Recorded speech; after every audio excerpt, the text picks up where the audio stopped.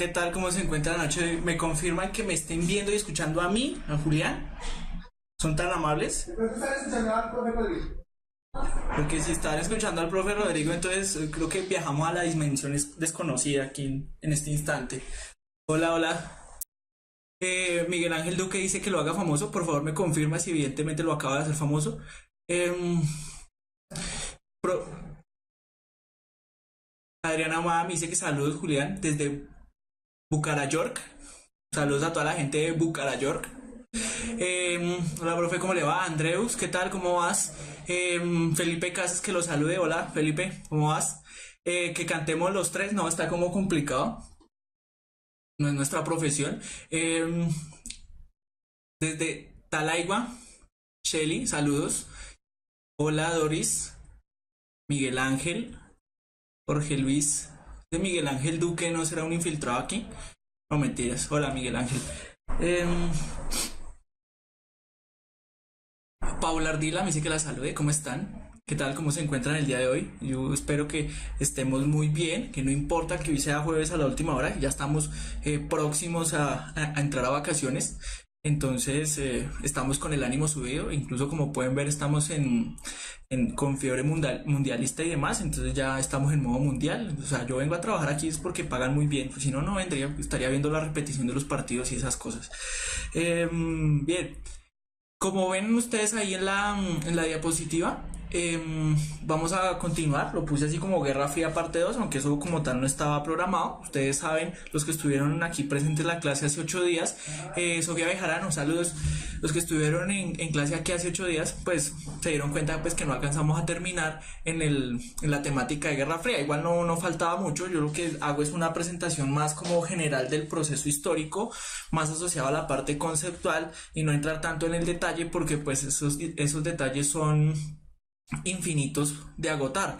Entonces, si nos ponemos a analizar detalle por detalle, fecha por fecha, personaje por personaje, pues nos vamos a desgastar y vamos a pues a aprovechar el tiempo. Lo importante, como lo veíamos de pronto en algunas preguntas, que yo siempre les digo, lo importante es entender los procesos, las dinámicas de los procesos históricos, en qué momento se da, en qué espacio se da y los conceptos, la parte teórica. Cuando manejamos esos elementos, pues es más fácil asumir cualquier tipo de pregunta y analizarla a partir de los referentes, ya sea históricos, teóricos y espaciales que hemos trabajado. Podemos meternos en el contexto de lo que nos están preguntando y más fácil podemos responder. Entonces, por eso no nos fijamos tanto en el detalle. Por eso y porque pues no nos alcanzaría el tiempo.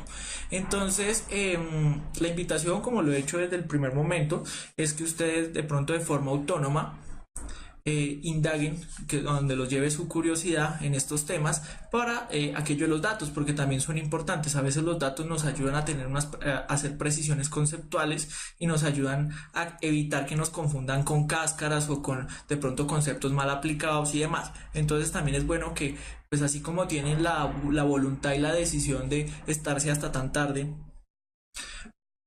entre semana viendo clases aquí con nosotros, pues con esa misma voluntad y con esa misma decisión, de pronto avanzar o averiguar temas por su cuenta. Hay dos, tres personas que me escribieron al correo que no he podido responderles pidiéndome la bibliografía y pues estaba un poco colgado, pero yo espero ya este fin de semana ponerme al día de pronto con las personas que han solicitado bibliografía para poder trabajar en casa.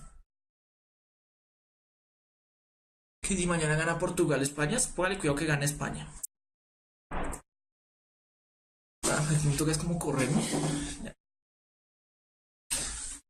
Entonces, estamos hablando de la Guerra Fría. Ya sabemos que el periodo de la Guerra Fría inmediatamente inicia con la finalización de la Segunda Guerra Mundial, ya que las dos potencias principales que salieron victoriosas, pues estaban, por un lado, el caso de la Unión Soviética, con gran parte de su industria intacta y la guerra solo se libró en el frente, en el costado occidental de la Unión Soviética, porque pues sabemos que las principales confrontaciones fueron en Stalingrado y en Leningrado, ¿cierto? Entonces ahí estamos hablando del costado occidental del actual, bueno, de lo que era la Unión Soviética, actual Rusia. Y entonces cuando pues se viene la invasión nazi, pues empiezan a meterse los nazis en el territorio soviético, pues la decisión de los soviéticos va a ser muy fácil, aprovechando que tienen tanto territorio, van a empezar a desplazar la industria, las fábricas y pues las actividades económicas importantes al otro lado de los montes Urales, que ese es el límite que define dónde termina Europa y dónde empieza Asia, los montes Urales. Entonces, al otro lado de los Urales, es decir, yendo hacia el oriente de los Urales, pues ya estamos en la zona asiática de la antigua Unión Soviética o de la actual Rusia. Entonces mandaron todo para allá y por eso podían mantienen la industria intacta.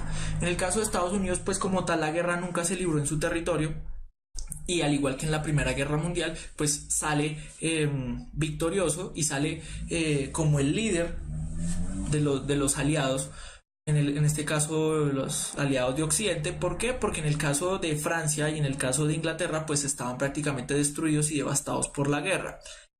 Sobre todo Francia. Entonces Estados Unidos lo que va a hacer es establecer una hegemonía sobre la Europa occidental, y viene la parte de la creación de la OTAN, todo lo que es el Plan Marshall para la reconstrucción de Europa, la creación de las Naciones Unidas, la Carta de San Francisco, el Pacto de Bretton Woods, más adelante lo veremos, y consolidan el bloque capitalista en el hemisferio occidental. Por el otro lado, entonces, la Unión Soviética va a ser el representante de la idea socialista. Sí, socialista, ya hablábamos en unas sesiones anteriores la diferencia entre lo que es el socialismo y el comunismo. Igual cuando veamos más adelante modos de producción, pues nos va a quedar un poco más claro. Entonces yo hablo del socialismo, es el bloque socialista. Comunista no podemos hablarlo en términos de organización política, porque como organización política el comunismo jamás ha existido. Como idea sí, y como idea que hace que se creen partidos políticos sí, pero como organización institucional política no. Como organización institucional política lo que han existido son los regímenes socialistas. Entonces por eso hablamos del bloque socialista, porque pues uno de los elementos principales es que el Estado se mantiene y controla los medios de producción, manteniendo un privilegio sobre la clase proletaria o la dictadura del proletario. Entonces, al haber esos elementos, existen clases sociales y existe el Estado, pues el régimen no es comunista, es socialista. ¿Vale? Porque el comunismo plantea la desaparición de las clases y la desaparición del Estado. Entonces, por ende, el comunismo como estructura institucional política nunca ha existido. Por eso yo hablo personalmente y lo sostengo así, como el bloque socialista. Este bloque socialista también se conoce como la cortina de hierro, que fue un nombre tal vez un poco peyorativo que le dieron los aliados occidentales capitalistas al bloque socialista, porque en el caso de la frontera entre Austria y Hungría va a haber una división precisamente por unas cercas metálicas con alambres y demás, y lo van a asociar como una especie de cortina de hierro. Por eso se va a llamar así. ¿Vale? Entonces tenemos la división en el mundo en ese momento. El principal bastión de esta lucha va a ser Alemania. Como lo decía anteriormente en la sesión, Alemania pues va a ser dividida en 4 zonas representadas, o una para cada uno de los aliados, que básicamente son 4: Estados Unidos, Francia, Inglaterra y la Unión Soviética. El caso pues de Estados Unidos, Inglaterra y la Unión Soviética, pues uno entiende porque ellos lucharon y ellos pusieron pues su ejército en este proceso.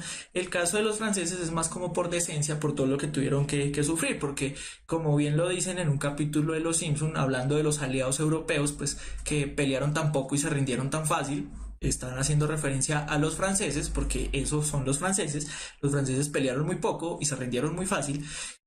Solamente unos cuantos pocos, liderados por Charles de Gaulle, son los que se van a unir a las fuerzas británicas y a las fuerzas norteamericanas, para, vestidos de soldados norteamericanos o británicos, van a combatir ahí. Pero entonces es como una resistencia, la resistencia francesa, liderada por Charles de Gaulle, que ellos son los que se supone de una forma simbólica van a ser los que van a liderar el desembarco en Normandía.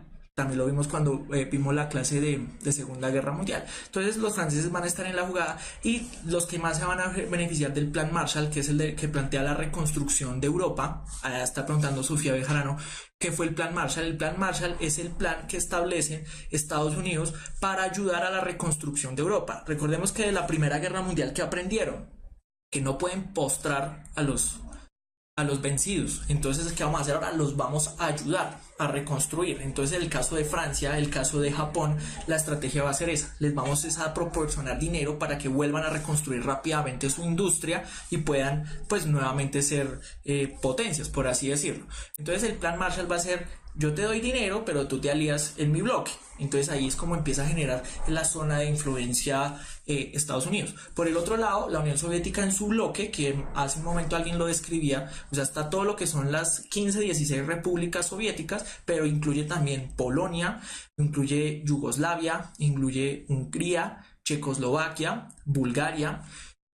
No recuerdo exactamente qué otros, pero o sea, son parte del bloque, pero no son propiamente parte de la Unión Soviética. Entonces esto es lo que se conoce como el bloque socialista o la cortina de hierro. Estos son los que se van a unir en el Pacto de Varsovia, que va a ser el opuesto de la OTAN, que es la Organización del Tratado del Atlántico Norte, ¿vale? Entonces, esa es como la recontextualización.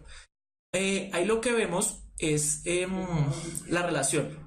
Ya dirigiéndome directamente a la diapositiva, vemos la relación entre Estados Unidos y la Unión Soviética. Ya sabemos por qué son superpotencias. Además, Estados Unidos, cuando ataca a Japón, lo que está demostrando es: vea, yo soy el que tiene más tecnología, yo soy el que más tiene poder de fuego, tengo el ejército más grande y tengo la industria más grande en este momento, así que no me metan conmigo. Entonces, de cierta forma, los demás van a decir: hey, hay que tener cuidado con Estados Unidos. En el caso, pues, Francia e Inglaterra van a estar agarradas con Estados Unidos por el cuento del plan Marshall y que les están botando dinerillo para mantener la reconstrucción, pero el caso del bloque comunista, socialista, pues va a ser completamente distinto, porque pues ellos tienen un modelo económico diferente, y entonces, como ya no está el enemigo común, entonces ya no somos amigos, porque vienen de la lógica, de esa lógica: el enemigo de mi enemigo es mi amigo. Pero entonces eso es temporal, solo durante la Segunda Guerra Mundial. El enemigo de ambos, el común, es los nazis. Al desaparecer los nazis, entonces vuelven a acrecentarse esas diferencias entre el modelo socialista y el modelo capitalista. Entonces empiezan a cada uno a jalar para su lado y se empiezan a reconocer las zonas de influencia, ¿vale?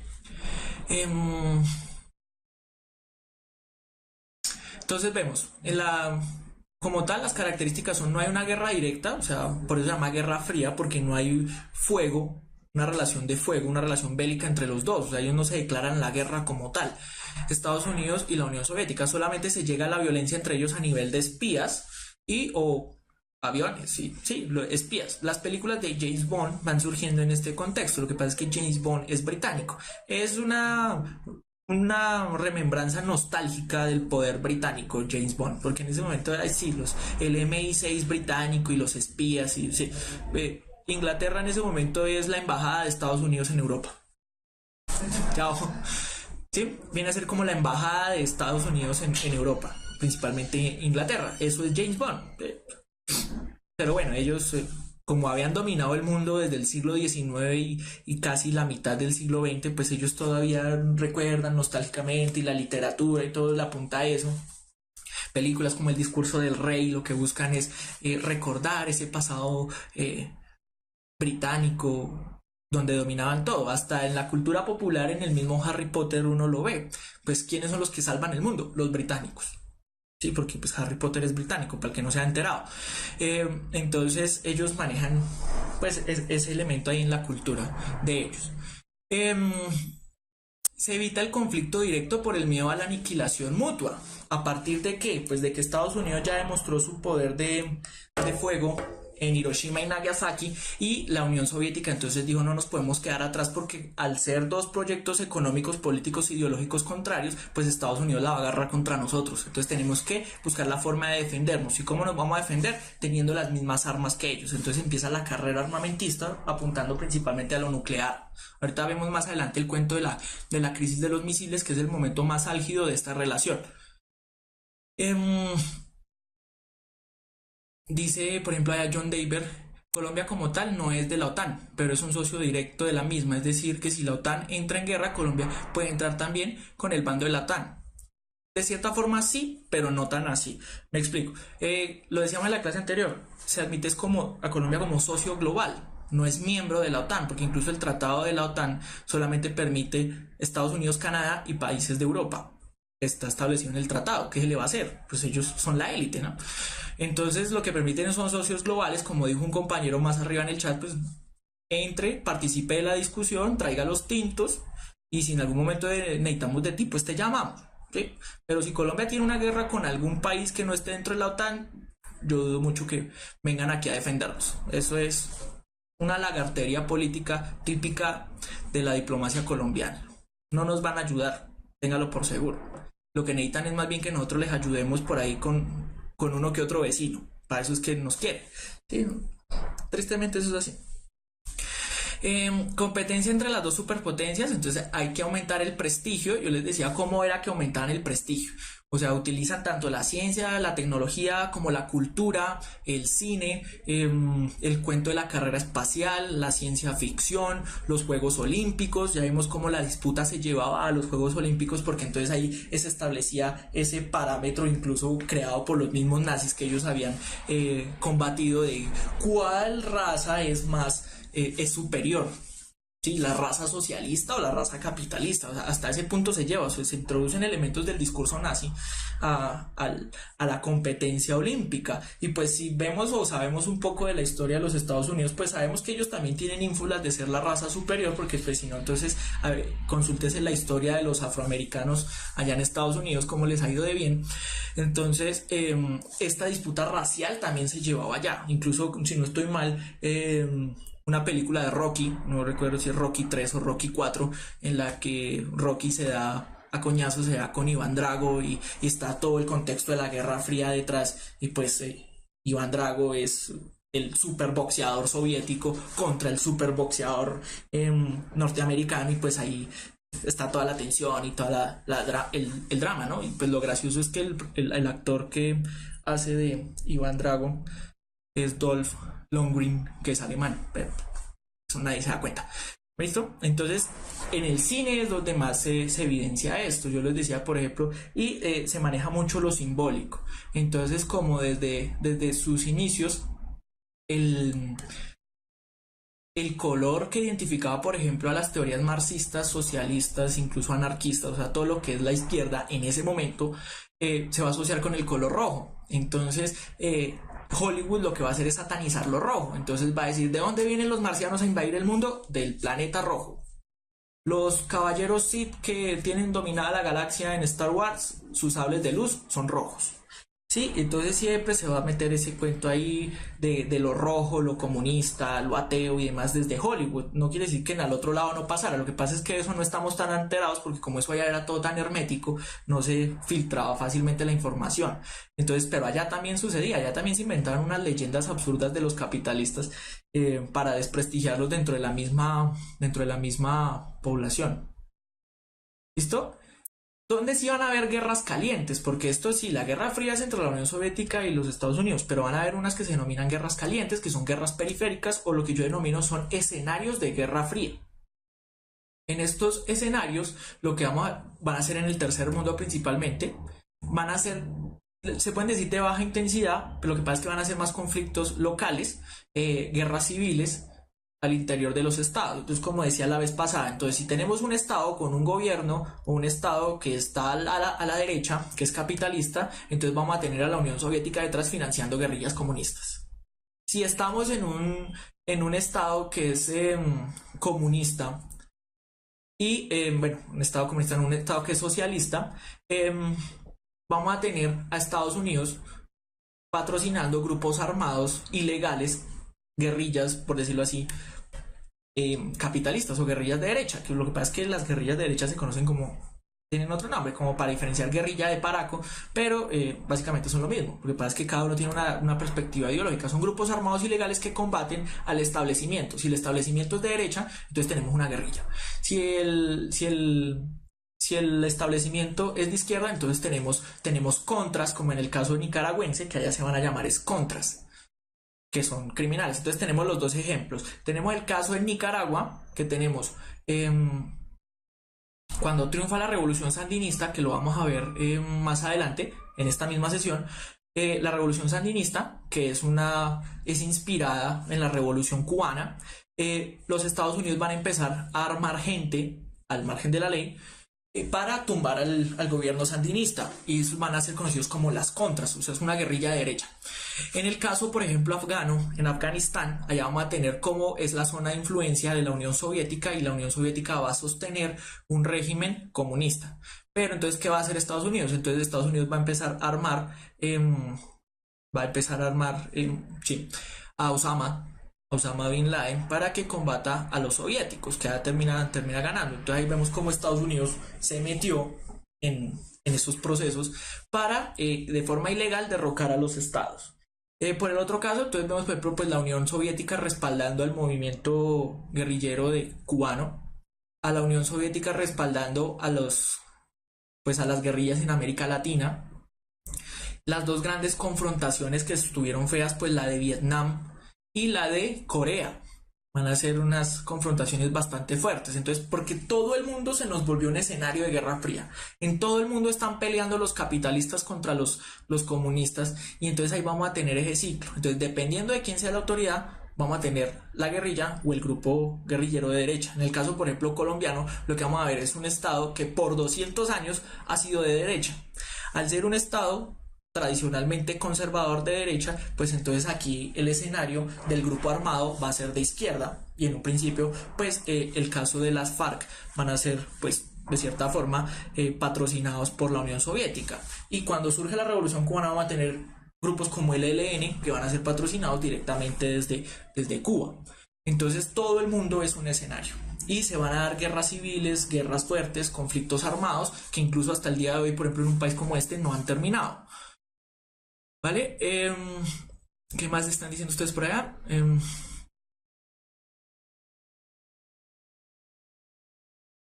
Por ejemplo, allá alguien está hablando del caso paramilitar en Colombia. El caso del paramilitar en Colombia también es un tanto especial, porque entonces decimos es un estado de derecha, entonces surge la subversión de izquierda, ¿cierto?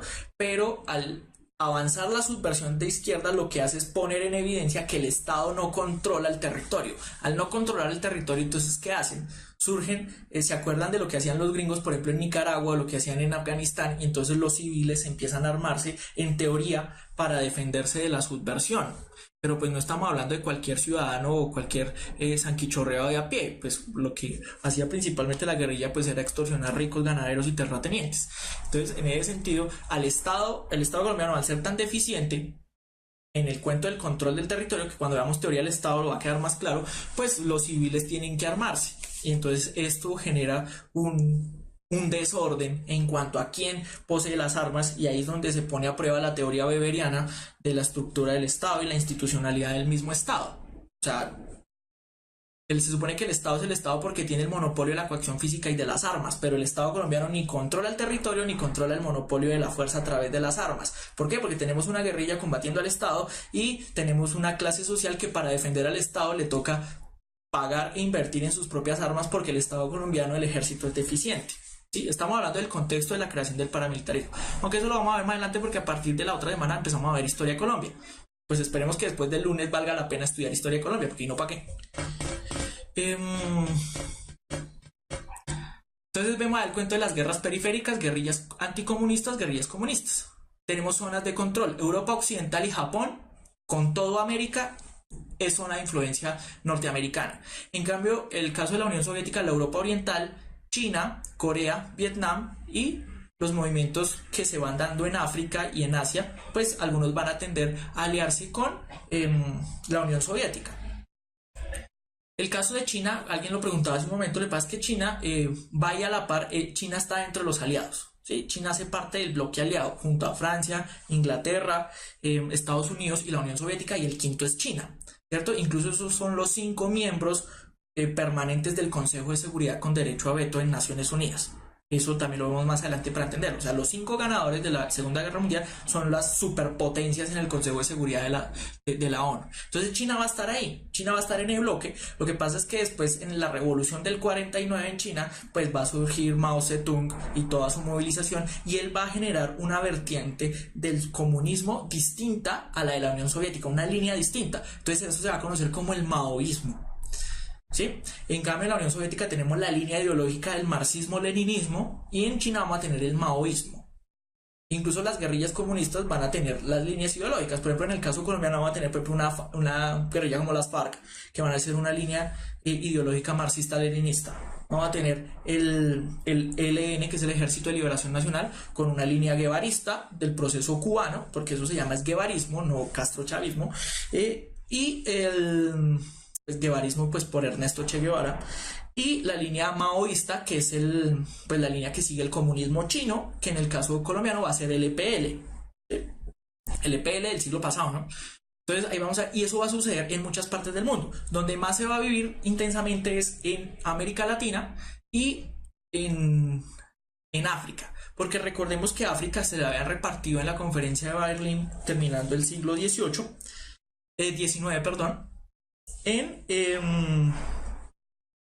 en una mesa con regla. Entonces, al finalizar la Segunda Guerra Mundial, lo que van a decir, todo este embrollo se armó desde la Primera Guerra Mundial por el cuento de las colonias. Entonces, es el fin de las colonias. Entonces, lo que tienen que hacer las potencias colonialistas es liberar las colonias. Cuando se liberan las colonias, o sea, se independizan las colonias principalmente en África y unas que otras en Asia, que el problema en Vietnam va a ser ese, porque se van a ir los franceses de Vietnam y entonces queda ahí, bueno, entonces ¿qué vamos a hacer? Estamos en contexto mundial de Guerra Fría, ¿qué vamos a hacer? ¿Comunistas o socialistas? Y entonces empieza la Civil War. En África también la cosa va a ser muy intensa, tanto así que incluso el mismo Ernesto Che Guevara, después de hacer la revolución en Cuba, le da por irse a aventurar a hacer la revolución en el Congo, y pues por ahí le pasaron las 1001 aventuras, y pues se van a dar estos procesos también allá. Entonces en América Latina, África y Asia se va a dar muy intenso la Guerra Fría, pero no va a ser Guerra Fría, va a ser Guerra Caliente. Allá el plomo sí se lo van a dar directamente, ¿sí? Pero entonces la Unión Soviética y Estados Unidos están allá como titiriteros, allá moviendo fichas, metiendo plata, metiendo mercenarios, ¿sí? Eso es lo que... Por eso es una guerra poco convencional en relación a lo que ha sido toda la historia de la humanidad antes. ¿Listo? ¿Qué tenemos por ahí? Yo entiendo que pronto estén un poco interesados por la historia de Colombia, pero lo que les digo, la próxima semana empezamos con Historia de Colombia 1, 2, 3 y 4. O sea, van a ser 4 módulos de Historia de Colombia, entonces ahí podemos enlazar todas esas inquietudes que tienen ahí, ¿vale? No se preocupen. Porque veo que están hablando del contexto colombiano y pues no están aprovechando el espacio para preguntar de la Guerra Fría y qué es en lo que estoy aquí. Por ahí Juan Pablo Pérez dice, hay gente que dice que fue Fidel, pero yo no creo.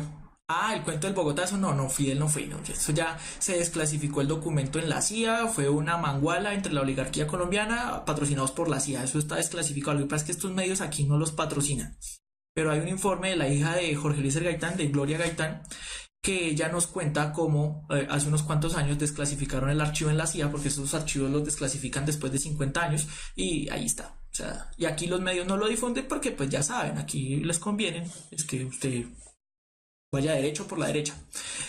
¿Vale?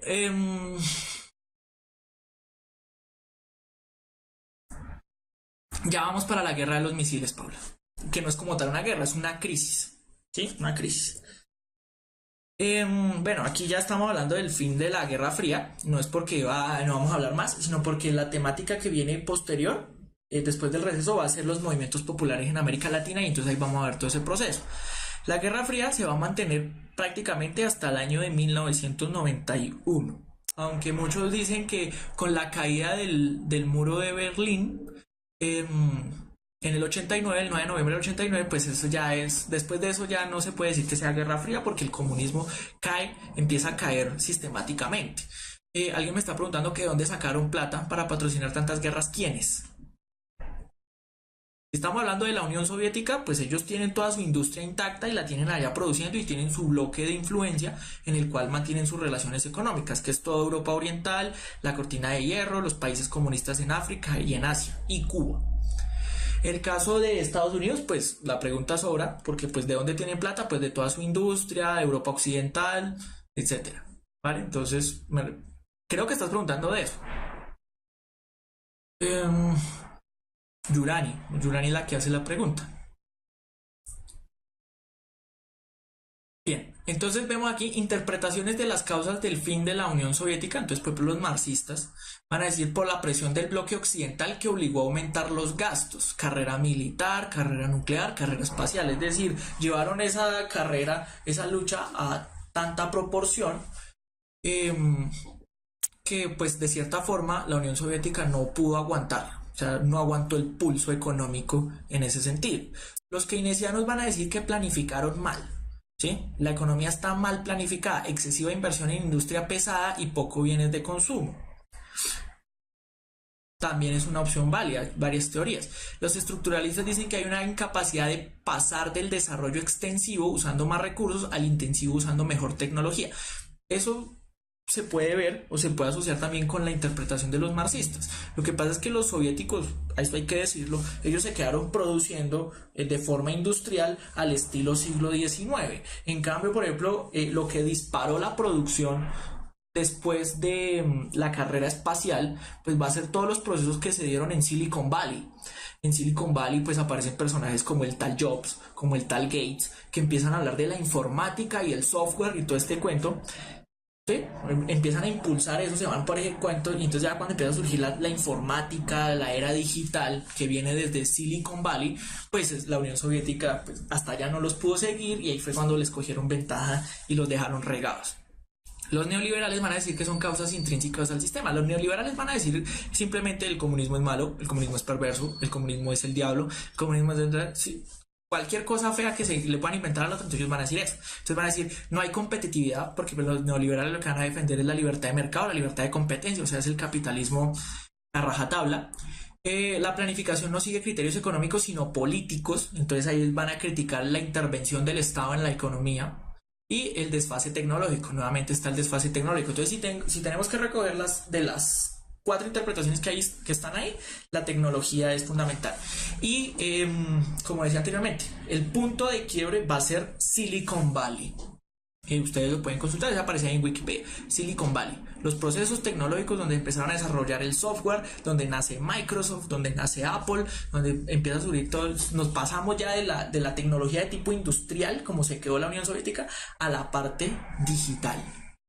¿Listo?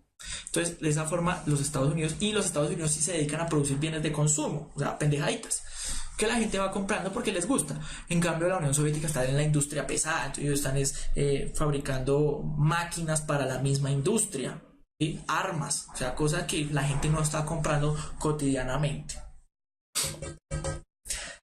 No sé exactamente dónde es Silicon Valley, pero creo que sí, es en California.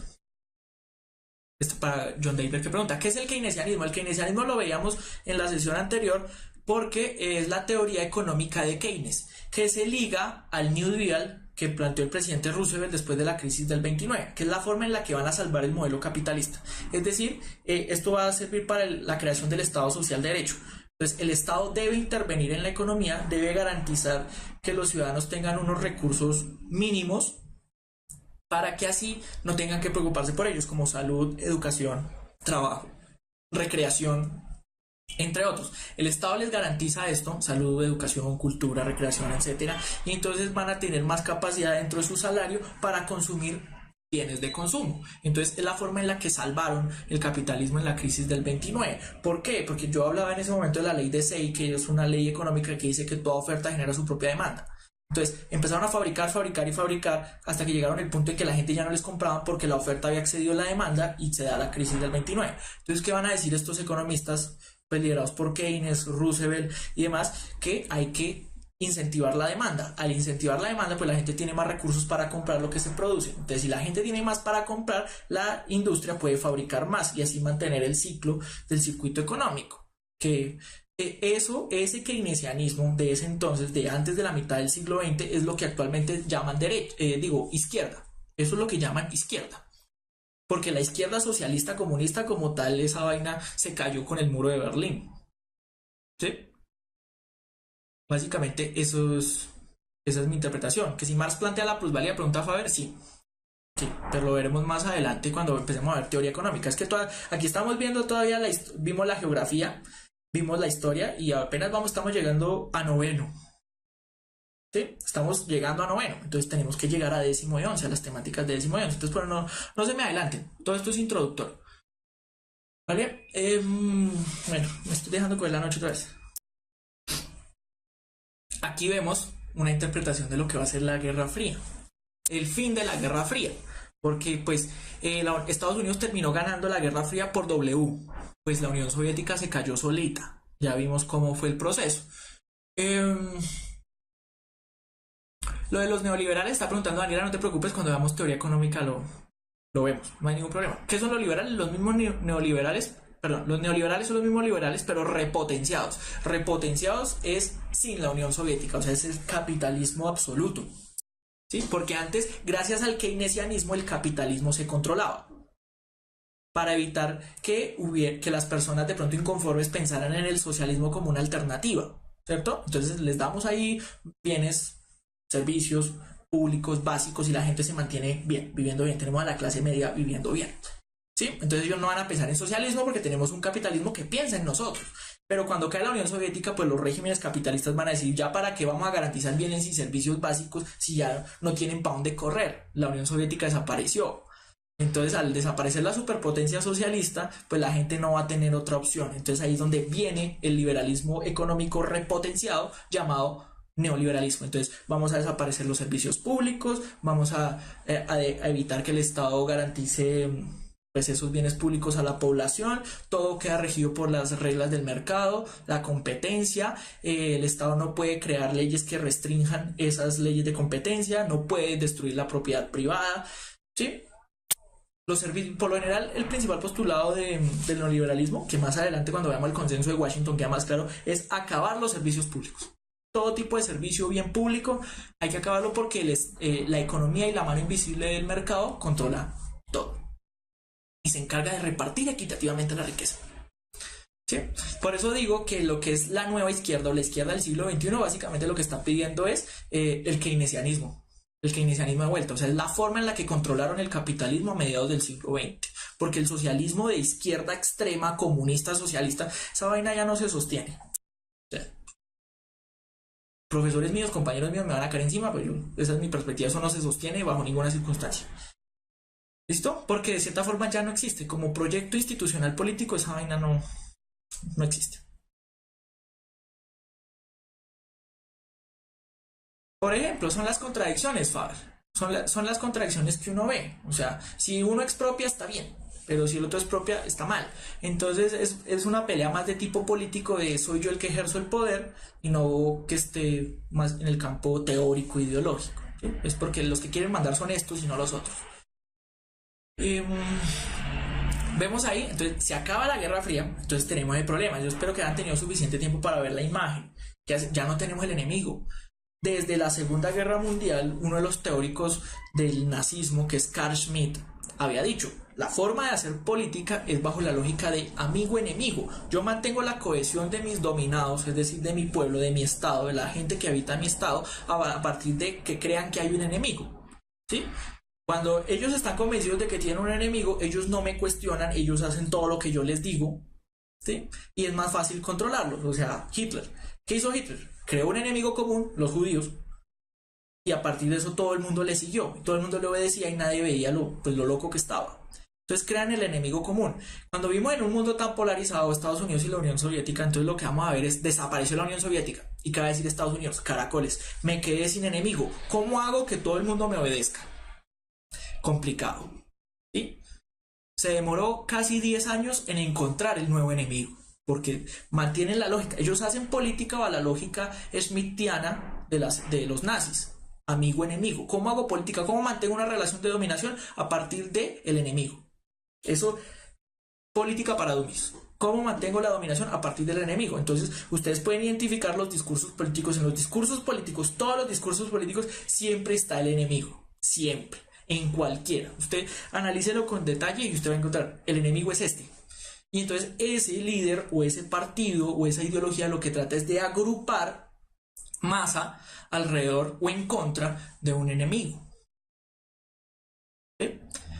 Entonces todos los discursos, eso no escapa. O sea, el enemigo puede ser los castrochavistas, los enemigos pueden ser la corrupción, los corruptos, el enemigo puede ser la oligarquía, el enemigo puede ser el terrorismo, el enemigo puede ser los musulmanes, el enemigo puede ser los venezolanos, ¿Sí? Dependiendo del contexto, usted haga el análisis del estudio de caso en cualquier parte del mundo, vea, todos tienen un enemigo, porque pues, esa es la forma más fácil de hacer política. O sea, busquen las lecturas o la teoría de Carl Schmitt, y pues ahí está, la lógica amigo-enemigo.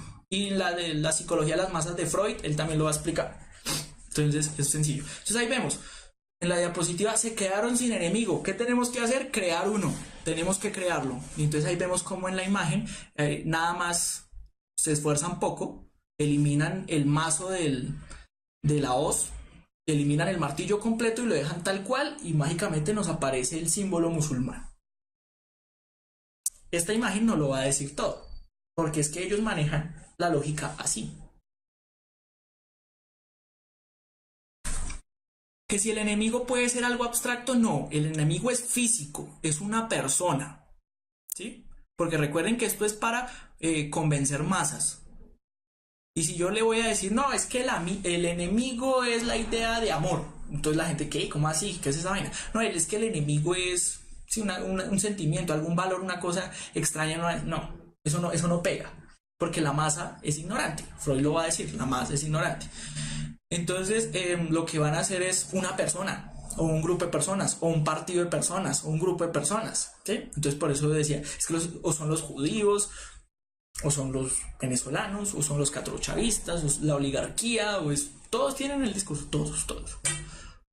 Y no quiero decir que todos quieran engañarnos, de cierta forma de pronto hasta sí hay un enemigo, pero lo que tenemos que tener es el criterio, la inteligencia, y todo un marco teórico en la cabeza para identificar cuál es verdaderamente, entre comillas, el enemigo, quién es el que le está haciendo daño a la sociedad. Cuando usted logra, a partir de usted mismo, decidir usted mismo, sin que le digan, hey, he decidido por ti. No, usted mismo decide, a partir de lo que sabe y entiende, entonces ahí ya estamos haciendo un proceso cognitivo, de cultura política. Sí, Jorge Luis. Hay una teoría muy sólida que tampoco se difunde en nuestros medios oligárquicos en relación a que los mismos estadounidenses se derribaron las Torres Gemelas. Y no difunde porque pues nosotros somos de la zona de influencia, entonces hay que tener presente eso. Yo no digo que sea cierto o que no sea cierto, lo que sí puedo decir es que no circula la información aquí, es porque pues nuestros medios están casados, son de derecha, están casados con la lógica y con la línea ideológica de Estados Unidos. Entonces eso jamás va a circular por acá. Entonces ya depende de la inquietud de ustedes ir a buscar, ¿cierto? Esa teoría no circula por acá. Así como no sabemos cómo era que los soviéticos adoctrinaban a la gente allá en contra del capitalismo. Eso en cierta forma es un misterio. Tocó uno meterse muy adentro para saber qué era lo que hacían, porque es que ellos no dejaban salir la información. Entonces aquí también controlan la información y no dejan eso. Hay un documental que es muy interesante. Lo encuentran en YouTube. Se llama Set Haste. Esa vaina está en alemán. El título, ¿no? Porque el documental está en inglés. Entonces nos habla de las 3 mentiras más grandes de la humanidad, en la historia de la humanidad. Una de ellas es la de los atentados del 11 de septiembre de 2001. Porque lo que estaban buscando era crear el enemigo global que está en todas partes y que gracias a la policía de Estados Unidos podemos controlar. Set Haste, se escribe con Z, C-E-I-T-H, si no estoy mal. Haste, todo pegado, G-E-I-S-T, Set Haste. Y en la primera parte le derrumban todo el Nuevo Testamento. Imagínense. En la segunda, creo que ya es cuando están hablando de la conspiración de las Torres Gemelas. Y en la tercera, pues la conspiración económica mundial para controlarlo todo, para que lo puedan ver. Vuelvo y digo, Set Haste, Z-E-I-T-H, si no estoy mal, G-E-I-S-T. Sí, señor, señorita Sofía, más o menos así. Ustedes lo buscan en Google y eso ahí les corrige. Para que lo miren, es bastante bonito. Me gusta a mí. ¿Listo? Aquí tenemos preguntitas para que las miremos así rápidamente, porque igual ya también como raro nos cogió el anochecer y toda falta la parte de problemas actuales del mundo.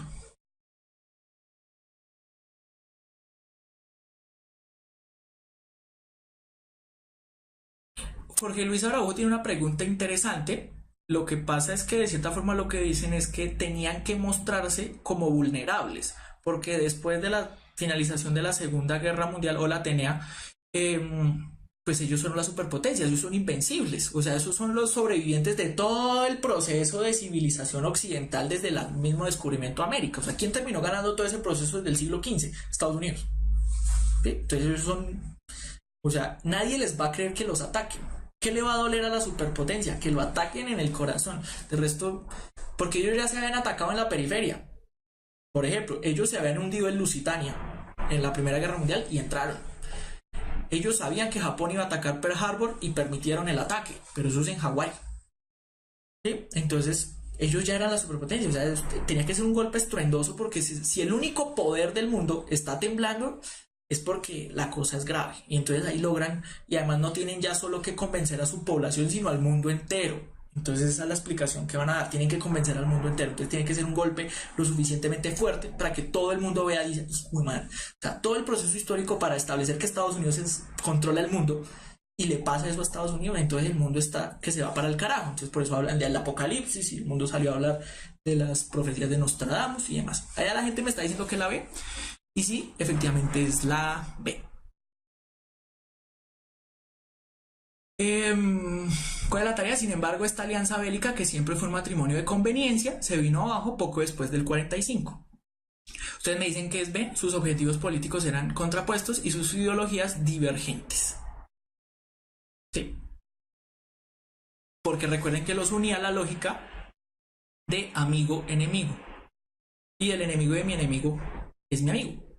Entonces, al perder el enemigo común, entonces empiezan a surgir las diferencias entre ellos y se polariza el mundo y se reconocen zonas de influencia, porque ya sabemos que tienen el poder militar e industrial tecnológico intacto.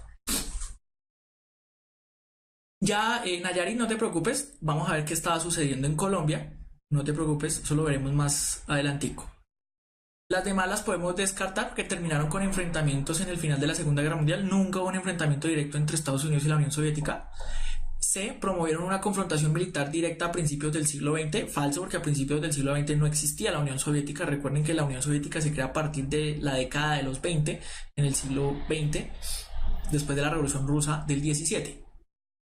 Y D, se convirtieron en potencias mundiales al finalizar la Primera Guerra Mundial. No, fue la segunda. Entonces ahí descartamos las otras tres y nos queda la opción B. ¿Qué quieres que te explique, Paula? Me dices que porfa explique. Para que me lo... escríbelo mientras vemos la segunda preguntita.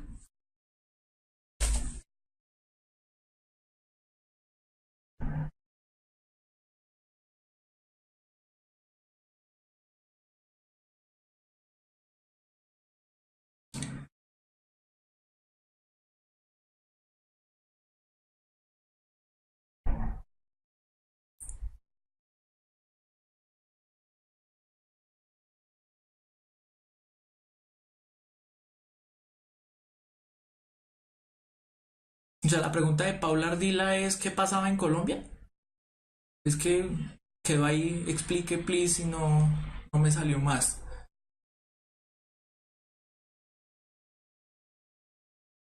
Ya vemos el caso de Siria, no te preocupes, Jorge Luis, que es lo que continúa. Yo vuelvo a lo mismo, si no me alcanza el tiempo para explicar ya que a las 8:30, dejamos pendiente para la otra sesión y continuamos, eso no es ningún problema, pero aquí vamos a continuar la línea histórica.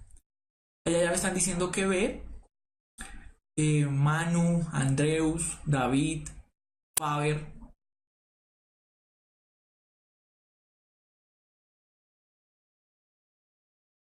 Entonces aquí vamos a ver que la mayoría me está diciendo que es B o que puede ser A, me está diciendo por ejemplo Daniela.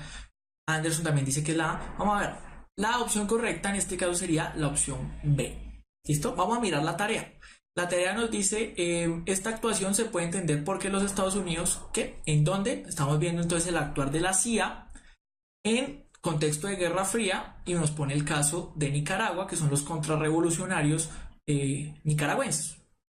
¿Sí? La guerrilla anticomunista. ¿Vale? Entonces va a decir B, consideraban peligroso cualquier intento de gobierno reformista. O sea, todo este proceso de las contras nicaragüenses financiadas por la CIA es contra la revolución sandinista, que tiene una línea guevarista, heredera de la revolución cubana, ¿sí? Entonces, es muy plausible, ¿vale? Querían promover la democracia en cada rincón del continente. Esa opción es graciosa. ¿Por qué? Porque para los gringos es así. Porque para ellos la única democracia que sirve es la democracia liberal burgués.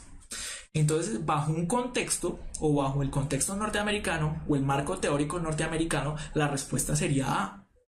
¿Sí? Entonces aquí ya entramos en un debate ideológico. Bueno, pero si los gringos son los que son la policía mundial y defienden la democracia, entonces la respuesta es A.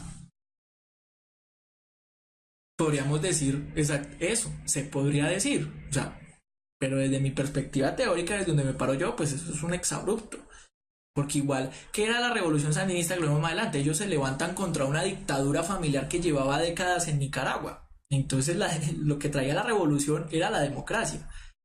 Porque Estados Unidos lo que hizo fue proteger a los dictadores, a la familia Somoza en Nicaragua. Entonces, históricamente sacamos A. Pero si somos gringos y nos han educado en la escuela gringa, nosotros respondemos A. Entonces, es para que... Este es el problema de la parte social y competencias ciudadanas, porque usted lo puede poner todo en entredicho y si lo justifica y lo argumenta, ¿quién le va a decir que no? Entonces, en ese sentido, yo puedo hablar como gringo y decir que es A.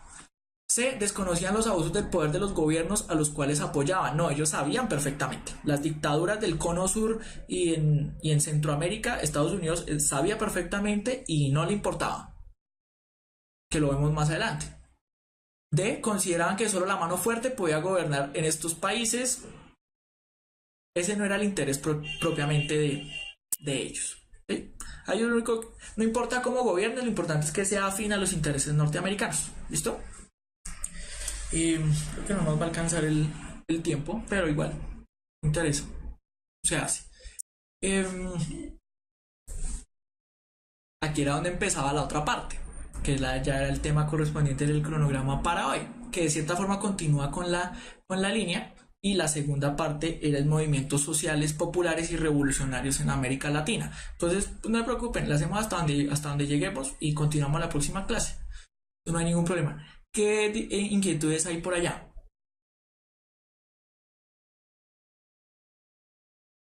No, Paula, la opción correcta, desde una perspectiva histórica profunda, nosotros como latinoamericanos, es la B. Tiene que ser la B. O sea, para nosotros como latinoamericanos tiene que ser la B. O sea, si no es la B, yo me preocuparía. Pero para un estudiante formado en la escuela norteamericana pública, él me va a responder A. Y me lo argumenta y me lo sustenta. Y me va a hablar del destino manifiesto y la democracia liberal burgués y cómo el socialismo es antidemócrata, etc. ¿Listo? ¿La CIA está implicada en el Plan Cóndor? De cierta forma, sí. Lo vemos más adelante. Tenemos, no es el Plan Cóndor, que es la Operación Cóndor. Pero sí, esa es la idea. Profe, ¿por qué Estados Unidos no interviene en la dictadura de Venezuela? Si para los gringos toca inculcar la democracia. No intervienen por una sencilla razón. Porque Venezuela le sigue vendiendo petróleo. El día que Venezuela decida no vender petróleo, Estados Unidos, ese día se meten. Pero ellos no son tan pendejos de dejar de vender petróleo a Estados Unidos, que es el principal comprador, uno de los principales compradores. Entonces, por eso se sostiene. Pues mientras usted me lo vende y me lo venda a precio barato, mantienen una relación ahí de tensión diplomática, en medios de comunicación se amenazan y se dicen cosas, pero en el trasfondo económico no les interesa, porque mientras me lo venda, si me lo va a vender barato, a menos de que lo quieran regalado, pero pues hasta allá no llegan. Exactamente, Faber. La respuesta es lo que les preocupa del petróleo. Mientras se lo sigan vendiendo a buen precio, a ellos no les interesa quién gobierne. Ellos van a decir que es que de pronto desestabilizan la región y tienen que salir a defender el patio trasero porque se les sale de control. Es como cuando uno tiene un hijo mal criado y va al colegio y hace el show de que, ay, este chino porque pierde tantas materias, pero me voy a la casa y le compro el Xbox, le compro el PlayStation y siga ahí jugando, papito. Pero pues por fuera hago el show de que los profesores me van regañándolo y eso. Así funciona. Profe, la deuda externa. Más adelante vemos elementos de deuda externa. Sobre todo en el caso colombiano, que la deuda externa no la dejó Bolívar. En la Guerra Fría, tiene que ver con la guerra entre Corea del Sur y el Norte? Sí, ya lo vamos a ver. Vale, entonces avanzo ahí como para que no... Vamos a definir una serie de problemas actuales del mundo y curiosamente la inmensa mayoría de los problemas que tenemos actualmente son herederos de la Guerra Fría, como el conflicto armado colombiano. Voy a preguntar por qué está en crisis Venezuela, porque Chávez la defecó, no tanto así. Lo que pasa es que esa forma de organización económica fue la misma que hizo fracasar al imperio español en el siglo XVII. Es decir, tenemos la gallina de los huevos de oro y nos dedicamos a sacarle huevitos, ¿sí? Y un día no contamos, se nos murió la gallina. ¿Qué hicimos con los huevitos? Nada. En el caso español, ellos tenían la gallina de los huevos de oro en América y saque oro. ¿Crearon industria? No. ¿Desarrollaron tecnología? No. ¿Se dedicaron a fabricar o a crear sus propios bienes de consumo, a satisfacer sus propias necesidades de una forma autárquica? No. ¿Qué hacían? Todo lo compraban por fuera. Por eso, gracias al imperialismo español, fue que se pudo dar la Revolución Francesa y la Revolución Industrial, o sea, por fuera. La clase burgués creció fuera de España, mantenidos por el dinero que ponía a circular España. Cuando se crece tanto Inglaterra y Francia, aplastan a España en la guerra de los 30 años, pues España, ¿qué tiene? Nada, porque todo se lo gastó, todo lo despilfarró. Y es que la gente, pero es que la gente hay que estudiar historia. Chávez no sabía historia, o por lo menos no desde ese entonces. Si uno sabe la historia del Imperio Español, sabe que el Imperio Español se cayó por derrochador. ¿Qué hizo esta gente? Llegó, nacionalizó el petróleo, toda la riqueza del petróleo era para ellos. ¿Y qué hacemos? Invertimos en industria, ciencia, tecnología. No, compramos todo por fuera porque para eso tenemos. Se cayó el precio del petróleo y se cayó el modelo económico. Eso no tiene nada que ver con si es socialista o no es socialista. Eso es ser mal administrador. Eso le pasa a la izquierda, eso le pasa a la derecha, eso le pasa a cualquiera. Y por pendejo. Entonces, con toda esa riqueza que empezó a obtener, él debió haber creado industria nacional, empezar a producir sus propios bienes para no tener que comprarlos afuera, ¿sí? Poner a la gente a trabajar, no a darle subsidios. Y entonces eso se nos empieza a caer, porque entonces ahí ya eso nos vuelve populismo. Entonces empezamos a repartir, a regalarle. Entonces Nicaragua necesita petróleo, le mandamos petróleo. Cuba necesita petróleo, le mandamos petróleo. La fiesta del petróleo. Entonces no pensaron en el modelo económico, no lo pensaron. El problema es económico. En Venezuela el problema es netamente económico y no tiene nada que ver con el socialismo, porque el socialismo, por lo menos el soviético, era extremadamente planificado y era autárquico. ¿Sí? Ellos no se la pasaban comprando por fuera, ellos todo lo producían adentro. En cambio el modelo venezolano, hasta te compra el papel higiénico por fuera, por eso es que después no tienen, porque como lo compraban con la ganancia del petróleo y el petróleo se cayó el precio. Entonces, sí. Entonces, esa es una explicación, ¿vale? Pero es que ustedes siempre me desvían y me hacen perder del tema y no voy a alcanzar a ver el segundo tema, que serían procesos políticos revolucionarios y populares en América Latina. Sí, o sea, todo es culpa de ustedes.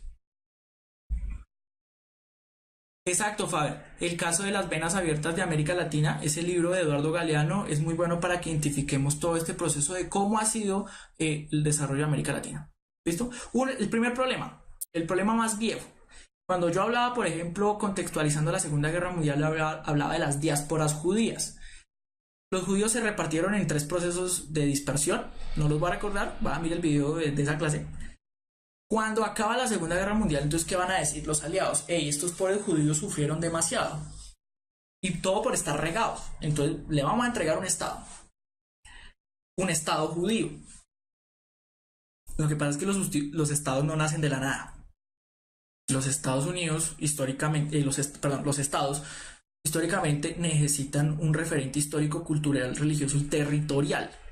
Como estaban repartidos desde hace 2000 años, esta gente no tenía territorio. Al no tener territorio, pero al tener la concepción de Estado moderno, inherentemente la concepción de territorio, pues hay que darle un territorio. ¿Dónde los vamos a poner? Pues veamos las escrituras de estos mares donde dicen que vivían ahí entre el Mediterráneo y el Mar Muerto, ¿sí? Entonces ahí lo que se conoce como la Franja en Cisjordania y tal. Póngalos ahí. Pero ahí vive gente, no me importa, póngalos ahí. Y la gente que vive ahí, no me interesa, póngalos ahí.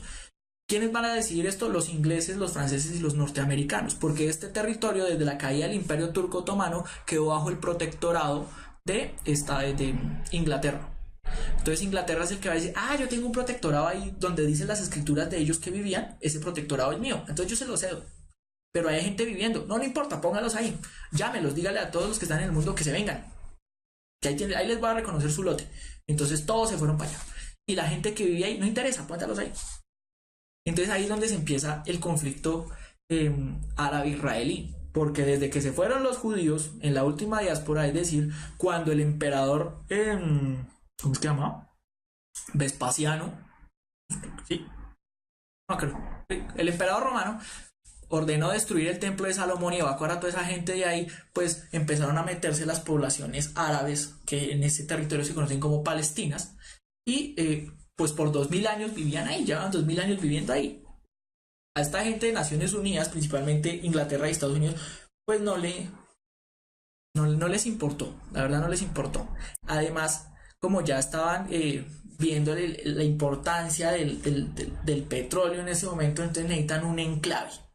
Un enclave es una posición territorial fuera del territorio de la potencia que me sirve para hacer presencia ahí, en esa zona o en esa región del mundo. Entonces, ahí a través del Estado de Israel, lo que es Occidente puede hacer una presencia en ese territorio que es tan rico en petróleo. Entonces, eso es un enclave. Entonces surge el Estado de Israel, y entonces como vemos en el mapa de la extrema izquierda, vemos como el Estado judío propuesto es lo que está como en naranja claro.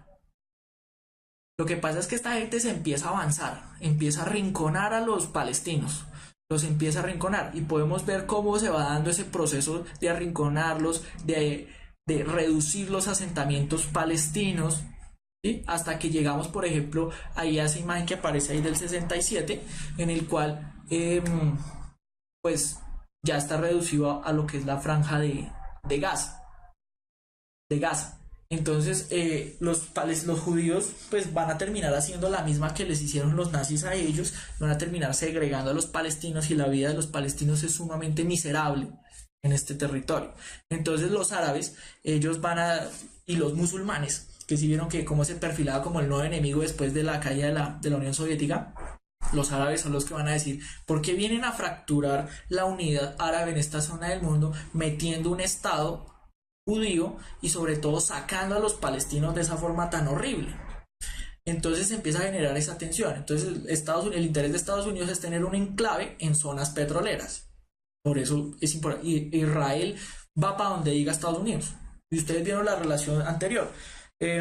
Donald Trump reconoce a Jerusalén como la capital del Estado de Israel. Esto es una cosa sumamente jodida. ¿Por qué? Porque pues se estableció que Jerusalén es una ciudad internacional y como tal la capital de Israel se ha reconocido como Tel Aviv, ¿sí? Porque es que en Jerusalén coinciden tres religiones monoteístas milenarias, y pues es muy complicado entrar a decir que Jerusalén es la capital del Estado judío, y entonces de una vez los otros se le van a rebotar. Entonces ahí tenemos ese problema. Entonces Estados Unidos lo que va a empezar a hacer es a mover sus fichas en esta zona, así como en América Latina va a financiar dictadores para que mantengan la lógica capitalista ahí, que después lo que va a estallar en la primavera árabe, que es lo que ustedes ya están hablando por allá, va a ser ese origen. El problema de la confrontación, o el origen de la confrontación entre Estados Unidos y lo musulmán, va a ser aquí, a partir del Estado de Israel.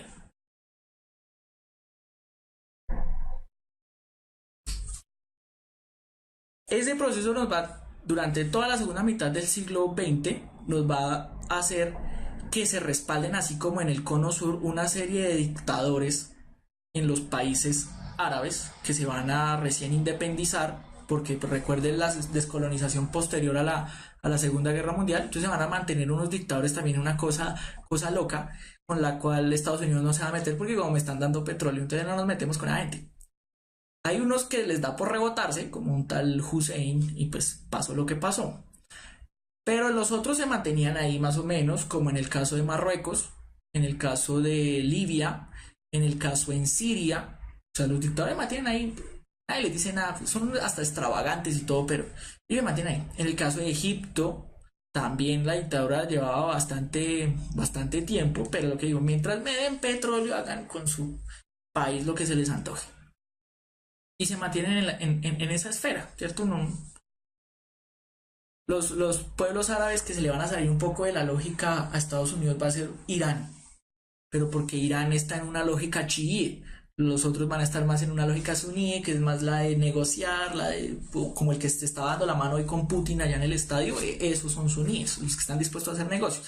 Los chiíes están en otro cuento. Entonces vemos el cuento, la consecuencia de la primavera árabe. ¿Qué va a ser la primavera árabe? Va a ser un proceso histórico que se da a partir del año 2011. Entonces, es decir, estamos hablando, ¿cuándo empieza la disputa con estas personas árabes desde Estados Unidos? Desde la creación del Estado de Israel, o sea, en el 48. Se van a sostener dictadores gracias a una alianza ahí medio pacífica, medio cordial con Estados Unidos. Pero en 2011 la gente va a decir, no más, no nos aguantamos más a esta gente. Entonces, esto va a estallar en Egipto. En Egipto, al estallar esto, derrocan al dictador, al presidente que llevaba mucho tiempo ahí haciéndose reelegir y reelegir a las malas. La gente que se reelige, ¿no? Y se amañan el poder. Y esto va a ser como un efecto dominó. La gente va a empezar en todos estos países que tienen unas características similares, dictatoriales y totalitaristas, se van a rebelar. Por eso se llama de la primavera árabe. La primavera árabe.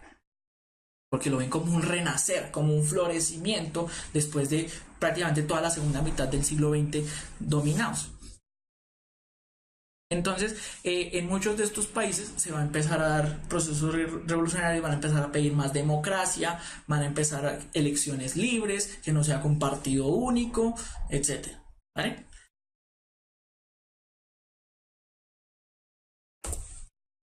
Para los que estaban pidiendo la guerra civil en Siria, aquí me toca correrme porque es que... Bueno. ¿Qué pasa en Siria? Lo que pasa es que en Siria está la dictadura de Al-Assad. ¿Sí? En un primer momento, Hafez al-Assad. Cuando se desata todo este proceso de la primavera árabe, pues todos los países que tienen un dictador se empiezan a dar el movimiento popular de rebotarse contra el gobierno. En el caso de Al-Assad, de Bashar, que es el hijo de Hafez, él va a decir, no, pues aquí no me dejo sacar, se aferró al poder, está aferrado al poder, y pues la guerra en Siria, producto de la primavera árabe, que en los otros países pues llegó a algún término, o se volvió a trepar otra dictadura, o lograron elecciones libres. En el caso de Siria, Al-Assad no se deja sacar, no y no y no. Entonces se intensificó el conflicto. Al intensificarse el conflicto, se internacionaliza. Y se internacionaliza en el sentido de que, entonces, esto mantiene una inestabilidad en la zona, lo que hace que el petróleo sea de difícil acceso, y Siria está ubicado en un punto estratégico que prácticamente es la entrada, la conexión, ahí al lado de Israel, entre Europa, África y Asia. Y es la entrada al Mediterráneo, por eso es tan importante, geopolíticamente hablando.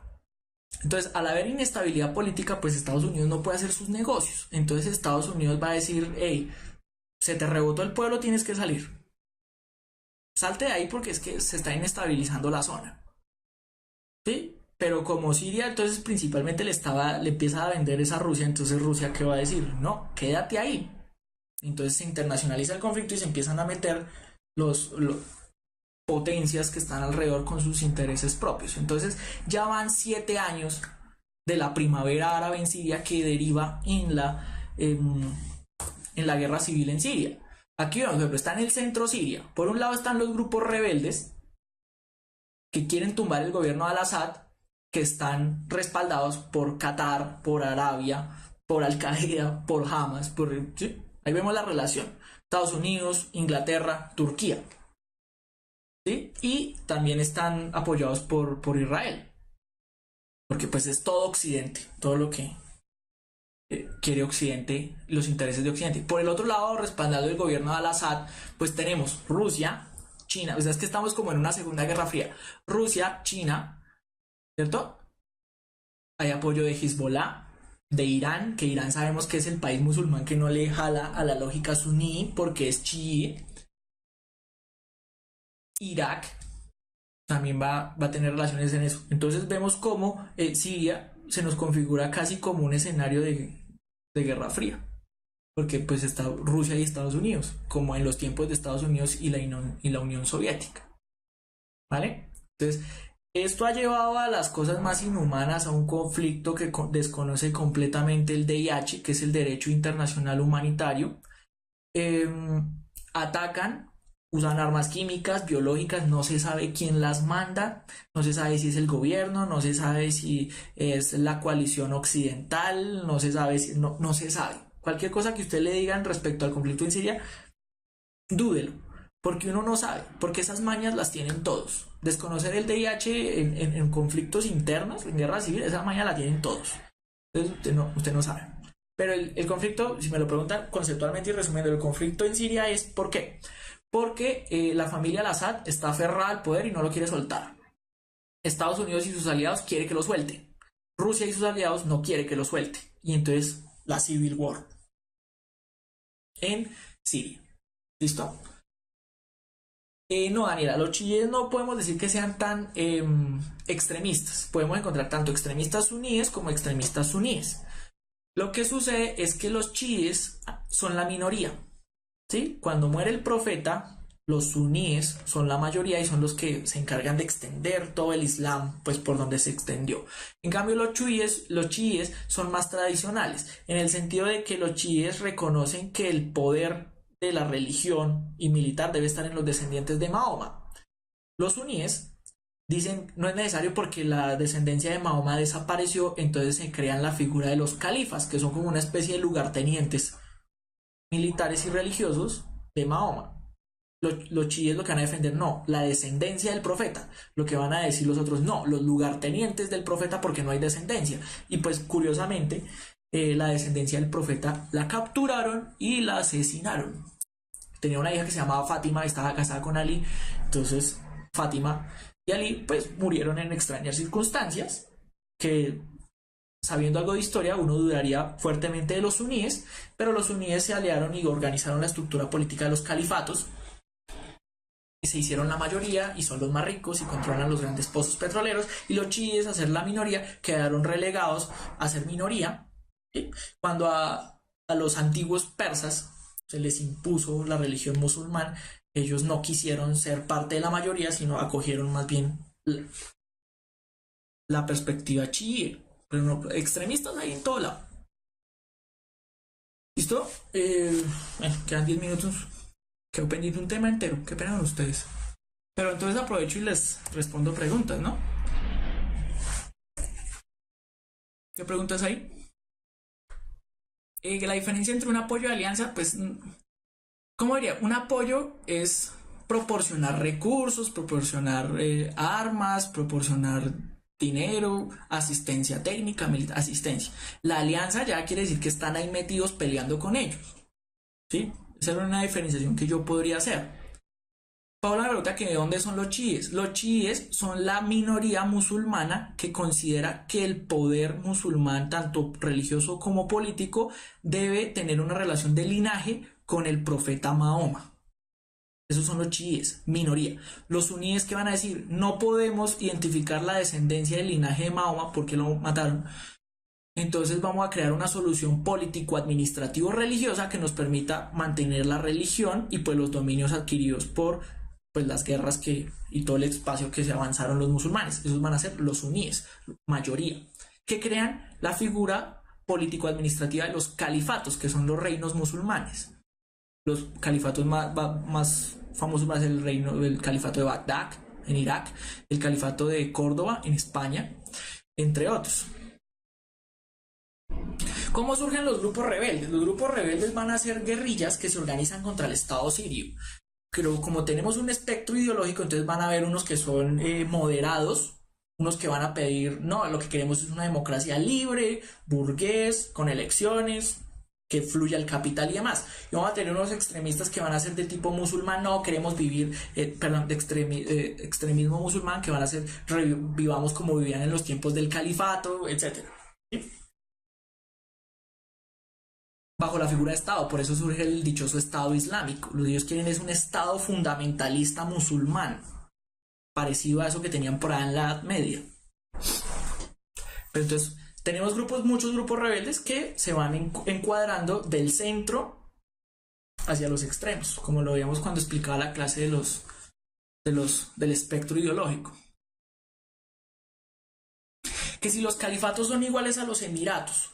Bueno, que el califato viene a ser la organización jurídico-administrativa que establecen ellos desde el siglo octavo, noveno, si no estoy mal, como una parecido al reino.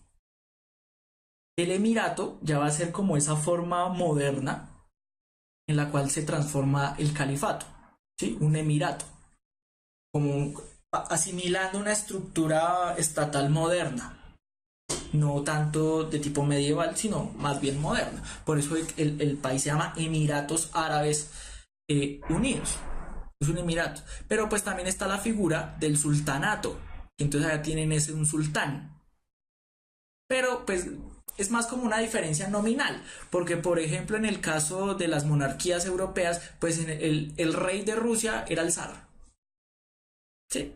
Entonces tiene la misma función, en la misma forma de gobierno, solo que por cosas de lengua, por cosas de semántica, pues lo llaman de otra manera. Pero el califato es la organización más típica durante la Edad Media y el emirato se mantiene al día de hoy como una forma estatal moderna, lo mismo que algunos sultanatos, donde manda o el monarca es el sultán.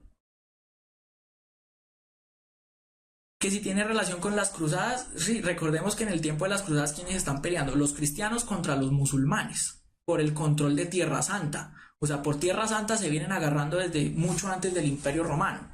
Las cruzadas es una de las tantas peleas que hay por conquistar Jerusalén.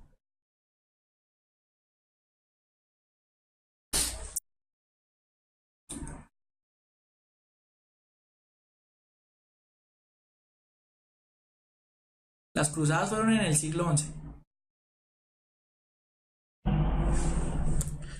Hay otros problemas que aquejan el mundo y son, por ejemplo, los movimientos y conflictos separatistas.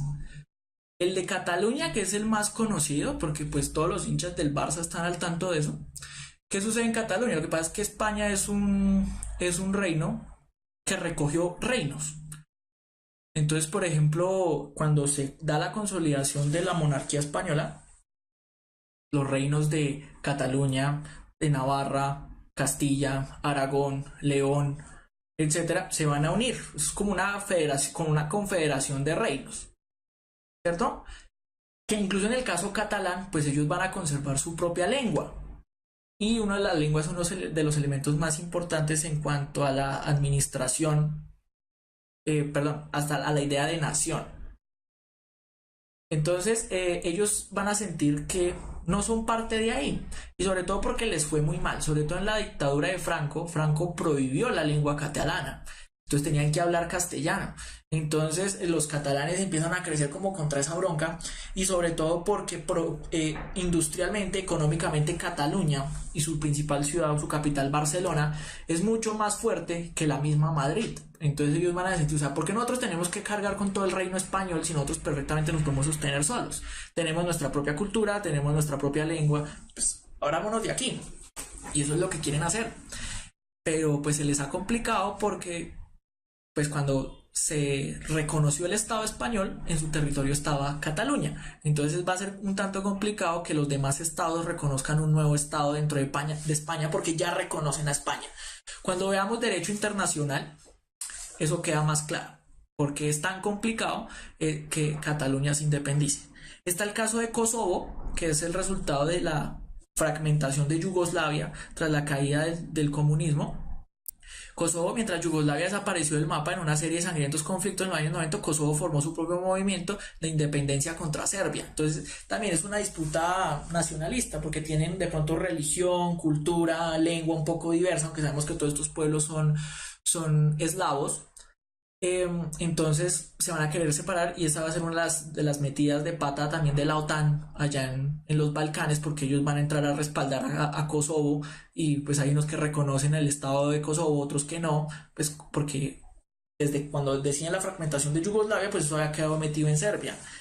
Y pues es que incluso Serbia hasta hace poco definió sus fronteras como tal, porque se independizó y entonces era Serbia. Entonces después se quiso asociar con Montenegro, entonces existía el estado de Serbia y Montenegro, pero esa vaina no resultó, entonces se volvieron a separar porque esta zona todavía presenta unas complicaciones ahí en la división. Recuerde que había comentado que Yugoslavia se termina partiendo es por motivos religiosos.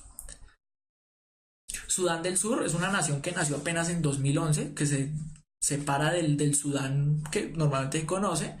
La nación más joven del mundo. Esto paso marcó el final de un conflicto de décadas que comenzó incluso antes de que Sudán se independizara del Reino Unido. Lo que pasa es que cuando en la conferencia de Berlín se repartieron África, se la repartieron en una mesa con regla, pues a veces dejaron tribus enemigas dentro del mismo estado. Lo que pasó en Ruanda, que dejaron a los Tutsi con los Hutus y esa gente no se podía ver entre ellos, pero los dejaron dentro del mismo estado y pues por eso entró la locura cuando se fueron los belgas de ahí con el proceso de descolonización, porque pues es que como parten eso en regla y no miran quién vivía allá, como la gente no les importaba, entonces eso generó un proceso también que pues termina haciendo que una parte de Sudán con otro antecedente étnico pues se quiera independizar del resto.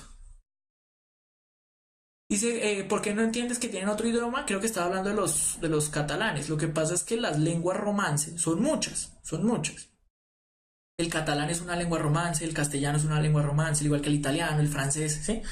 Lo que pasa es que en los procesos de consolidación de las monarquías absolutas, pues lo que trataron los monarcas es de consolidar, de imponer la lengua mayoritaria. Y entonces, por ejemplo, en el caso de Francia, pues todos hablan francés y en Italia todos hablan italiano, ¿sí? Pero en el caso español, pues los monarcas quisieron mantener un poco más la independencia de sus regiones y permitieron que conservaran sus lenguas. Entonces eso se prolongó en el tiempo y eso mantuvo vivo el espíritu nacionalista. Pero el catalán como el castellano tienen un origen común. Son lenguas romances que derivan del latín. Lo mismo el portugués, o sea, son lenguas romances. El caso de Osetia, de Asbasia y Osetia del Sur, que esto también es un conflicto, una discusión ahí que se genera desde la fragmentación de la Unión Soviética, porque entonces quedaron metidos en Ucrania, pero se sienten rusos.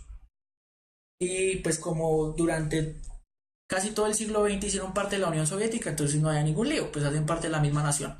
Pero cuando se cae la Unión Soviética y se reparten y vuelven a las fronteras que tenía Rusia y Ucrania, pues van a tener ese problema. Ese problemita de que hay población rusa viviendo en esas zonas que son ucranianas y pues quieren ser rusos, pero están en Ucrania y entonces ahí vuelve y aparece la Civil War. Chechenia y Kurdistán. El caso de Chechenia es dentro de Rusia, eso es producto de un problema con la estalinización, de la rusificación que propuso Stalin, que cogía población de aquí y la mandaba al otro extremo y no importa, aprende ruso porque aquí todos somos rusos y todos hablan ruso. Entonces la población de los chechenos todavía mantenían esa resistencia a eso y se quieren independizar de Rusia aunque no se sienten rusos porque ellos les impusieron el ruso a la fuerza.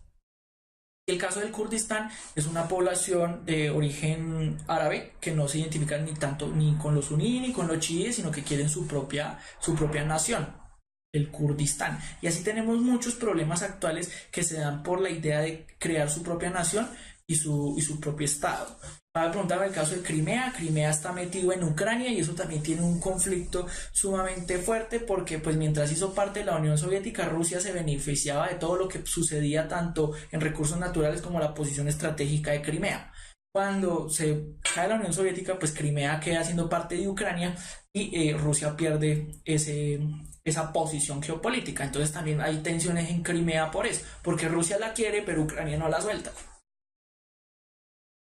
Sí, el caso en Chechenia es bastante fuerte porque sucede lo mismo que parecido a lo que sucedía, por ejemplo, en el País Vasco, en España, porque no son solo los catalanes los que se quieren ir de España, los vascos también se quieren ir, y los vascos tenían incluso un grupo armado que era ETA, sí, que es el grupo separatista vasco, y entonces habían procesos ahí de terrorismo y de violencia contra el Estado, contra el reino español, protagonizados por ETA, pero ETA creo que desde el año pasado se está desarmando porque al igual que las FARC llevaban siglos ahí peleando contra España y no se les había dado.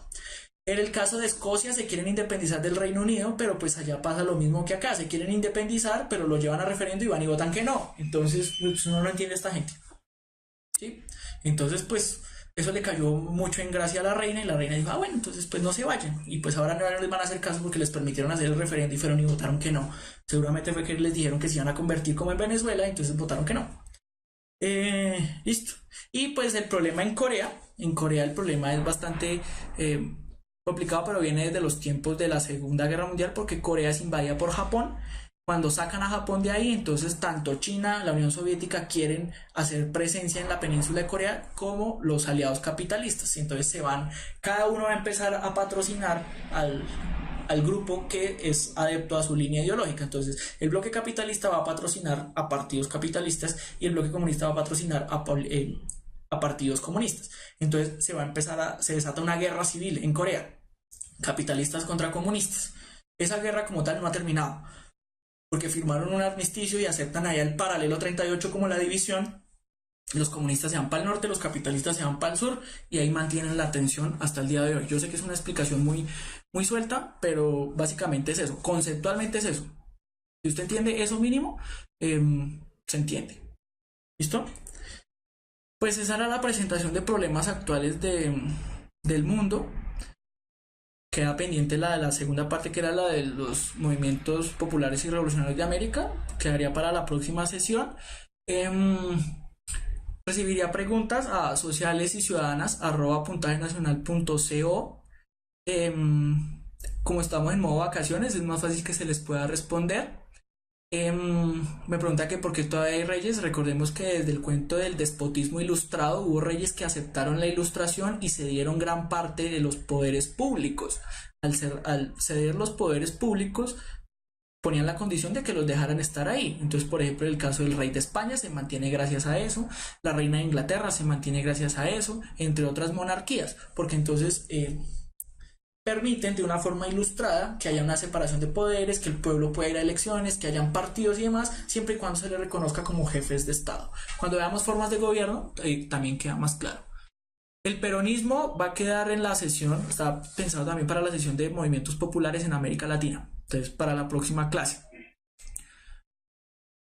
¿Corea está dividida por sus ideologías? Sí. Norte comunista, sur capitalista, financiado cada uno por su respectivo bloque. Gracias, ahí la profe Mónica nos hace el favor de poner el correo socialesyciudadanas@puntajenacional.co. ¿Por qué los musulmanes quieren conquistar Israel? Porque Mahoma tiene historia ahí, ¿sí? Entonces allá está la mezquita de la Kaaba, si no estoy mal, y allá también pasaron cosas místicas al profeta. Entonces por eso también es importante para ellos. Averigua más, que ya estamos sobre pasar las 8:30 y soy pobre y vivo lejos. Entonces, esperemos que para la próxima clase sí se pueda, pues, completar los temas y de pronto responder más preguntas. Lo que les digo, al estar en modo vacaciones va a ser más posible responder preguntas por correo. Muchísimas gracias a todos por aguantarse la clase hasta tan tarde. Esperemos que nos podamos seguir viendo más adelante. No se vayan de vacaciones, se puede conectar desde cualquier lado. Ya el profesor les comentaba que la última semana de junio no va a haber clase porque pues nosotros tenemos derecho a descansar. Y no más, pero no es para que se pierdan y se desentiendan. Ojalá Colombia sea campeón del mundo, ojalá el lunes valga la pena levantarse a seguir luchando por un país mejor. Y nada, muchísimas gracias a todos ustedes por quedarse aquí, por presenciar la clase y demás. Que tengan todos una bonita noche, un feliz fin de semana y que la fuerza los acompañe.